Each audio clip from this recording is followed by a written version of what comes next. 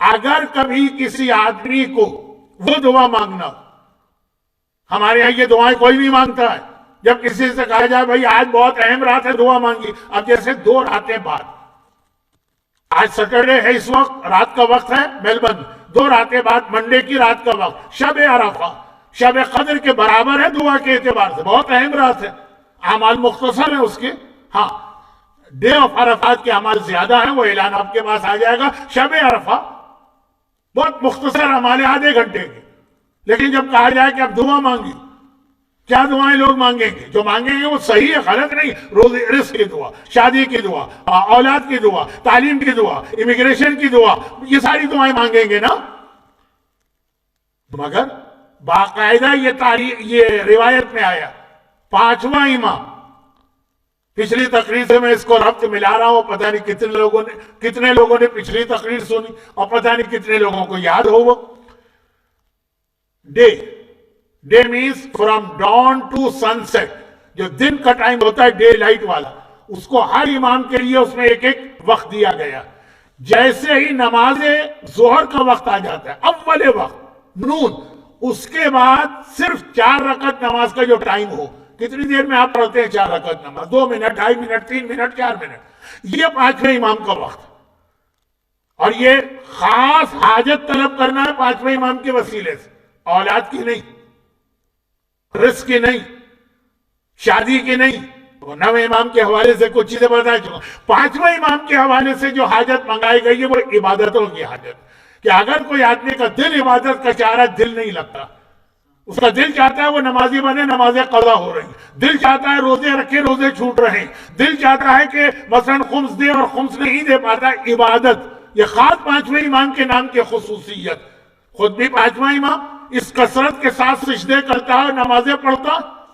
اور جو امام کا ٹائم ہے نون، اس کے بعد 4 رکعت کا جو ٹائم ہوتا ہے، اسٹیمیٹڈ ٹائم 5 منٹ رکھ لیجیے، یہ خاص ان لوگوں کے لیے، مختصر اپنے الفاظ میں، یہ حاجت پیش کرنے کے لیے 5واں امام۔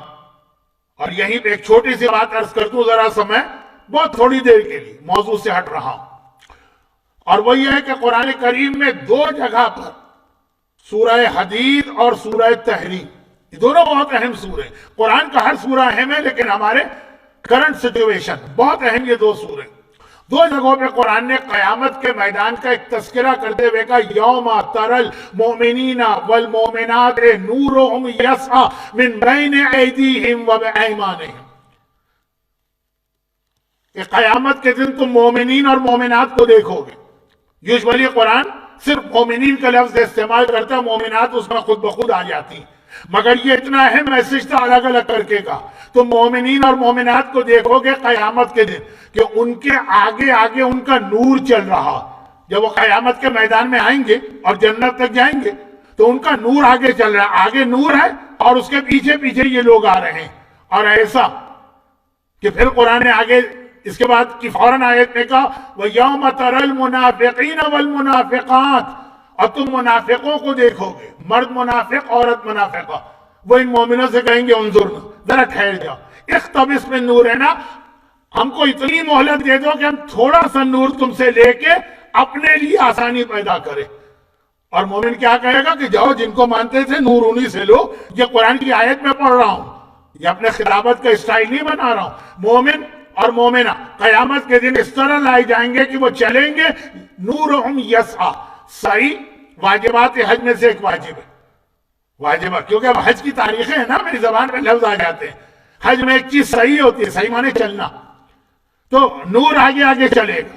اور سورہ تحریم وہی سورہ جس کے آخر میں 2 نبیوں کی نافرمان بیویوں کا تذکرہ ہے اور 2 اچھی عورتوں کا تذکرہ ہے، اس میں بھی آیت آئی یوم لا یخزی اللہ المؤمنین والمؤمنات، قیامت کے دن اللہ کسی مومن مرد اور مومنہ عورت کی رسوائی برداشت نہیں کرے گا، انسلٹ نہیں ہوگی، توہین نہیں ہوگی، اور یسعی نورہم من بین ایدیہم ومن ایمانہم، ان کا نور ان کے آگے آگے چلے گا۔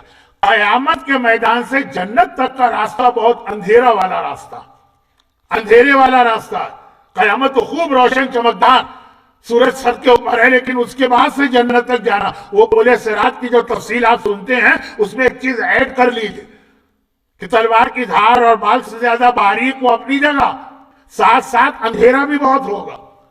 جب آپ خود دیکھیے جب اندھیرا ہوتا تو ایک بڑے اور وسیع راستے پہ چلنا بھی مشکل ہوتا ہے، آدمی ڈرتا ہے ٹھوکر نہ کھائے. اور اگر اتنا چھوٹا راستہ ہو کہ بال سے زیادہ باریک تلوار اور اندھیرا ہو وہ ایک اور یہ اندھیرا، یہ ڈارکنیس، پل صراط کا اندھیرا یہ اور پرابلم کرے گا. لیکن کہا مومن مرد اور عورتیں، دو جگہ قرآن میں، سورہ حدید سورہ نمبر 57، سورہ تحریم سورہ نمبر 66 دونوں میں ہے کہ مومن کا نور آگے چلے گا. اب روایت پانچویں امام ہی کی، ابھی تک تو امام کے حالات بتا رہا تھا، اب ان کی ایک روایت کہا کہ مومن کا نور. اب اندھیرا، بالکل اندھیرا، اندھیرے میں آپ کیا کرتے ہیں؟ ٹارچ روشن کرتے ہیں. پرانا زمانہ تھا ٹارچ کا، آج کل لوگ موبائل نکالتے ہیں، موبائل کو استعمال کرتے ہیں. روشنی چاہیے نا. اور پرانے زمانے میں جائیے اندھیرا ہے تو کینڈل یا موم بتی لے کے چلتے ہیں، اور جائیے تو چراغ لے کے چلتے ہیں، لالٹین لے کے چلتے ہیں. یہی سب کچھ تو ہوتا ہے نا. اب وہ پورے اندھیرے میں آپ جا رہے ہیں پل صراط پر، اور ایسا کہ بال سے زیادہ باریک، ذرا ٹھوکر کھائی اور نیچے گئے، اس وقت نور چل رہا. معصوم فرماتے ہیں، ہمارے پانچویں امام فرماتے ہیں، پتہ ہے یہ نور مومن کو کہاں سے ملے گا؟ یہ نور اس کے اعضائے سجدہ سے نکلے گا. جو مومن زندگی میں سجدہ کرتا چلا رہا ہے، اس کے ساتوں اعضاء اس دن نور دے رہے ہوں گے. اس کی پیشانی، اس کی دونوں ہتھیلیاں، اس کے دونوں گھٹنے، اس کے پاؤں کے دونوں انگوٹھے، ان کا نور ہوگا. یہ نماز کا نور ہے، یہ سجدے کا نور ہے، یہ اعضائے سجدے کا نور ہے جو ہمیں پل صراط سے لے کے جنت کے دروازے تک پہنچائے گا. یہ پانچویں امام کی حدیث ہے. کون پانچواں امام؟ یہ حدیث کیسے میں نے پڑھی کہ خود پانچواں امام اس کثرت سے سجدے کر رہا اور اس کا ایک بینیفٹ بتا رہا کہ اس کا ایک بہت بڑا بینیفٹ یہ کس کا؟ سجدوں کا، نماز کا. ایک بینیفٹ اور سن لیجئے پانچویں امام ہی کی زبان سے. راوی نے ایک مرتبہ کہا کہ مولا آپ کے پاس آتا ہوں اور آپ اس محفل میں بیٹھتا ہوں تو ڈر بہت لگتا. جب لوگ ہم سے آ کے کہتے ہیں نا تو مولانا آپ ڈراتے بہت ہیں، تو اب تو لوگ آتے ہی نہیں ہیں، لیکن ایک زمانے میں آتے تھے. اس لیے آتے تھے کہ مجبوری تھی. اس علاقے میں صرف میں ہی مجلسیں پڑھتا تھا، جائیں تو کہاں جائیں. ڈراتے بہت ہیں آپ مولانا. تو ذرا اطمینان ہوتا ہے کہ یہ میں نہیں، یہ تو پانچویں امام سے کہا کہ مولا آپ ڈراتے بہت ہیں. اور کس طرح سے ڈراتے ہیں وہ دو تین روایتیں بعد میں پڑھوں گا. صرف ایک روایت اصول کافی کی سن لیں. اصول کافی جس کے بارے میں کہا گیا کہ شیعت کی سب سے مشہور کتاب اصول کافی. کیا روایت ہے؟ ما انا براۃ من النار، ہمارا ساتھ دینا کسی کو جہنم سے آزاد نہیں کروائے گا.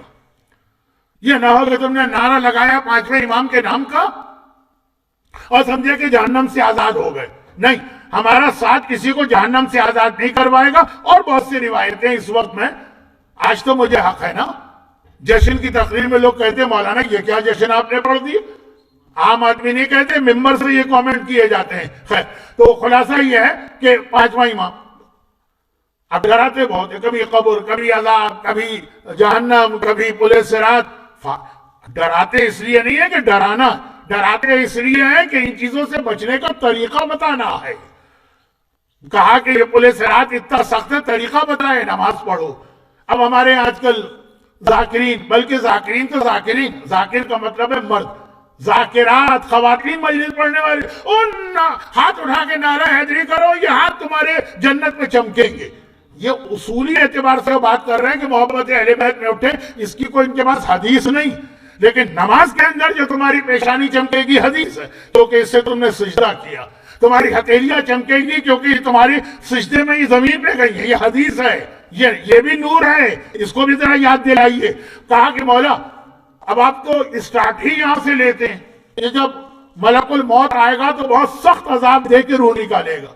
وہ عذاب نہیں دے گا، وہ تو نیچرل پروسیس ہے. آپ کا آپریشن ہے، ہاتھ کاٹنا، اس کی تکلیف تو ہوگی. آج کل تو اینستھیسیا وغیرہ آ گیا، لیکن تکلیف تو ہوگی. مولا اس تکلیف سے بچنے کا کوئی طریقہ ہے؟ تو بہت آسان، ملک الموت سے دوستی کر لو. دوستی کر لو، وہی تو آئے گا نا روح نکالنے کے لیے. اگر تمہاری اس سے دوستی ہے وہ تو تمہارا دوست ہے نا. جتنا اللہ نے اسے اجازت دیا اتنا وہ رعایت کر دے گا. اور راوی نے تو سر پکڑ لیا، مولا یہ تو آپ نے پہلے سے مشکل مسئلہ بتا دیا. ملک الموت سے تو زندگی میں ایک ہی بار ملاقات ہوتی ہے، وہی اتنا سخت وقت ہوتا ہے، دوستی کیسے کریں؟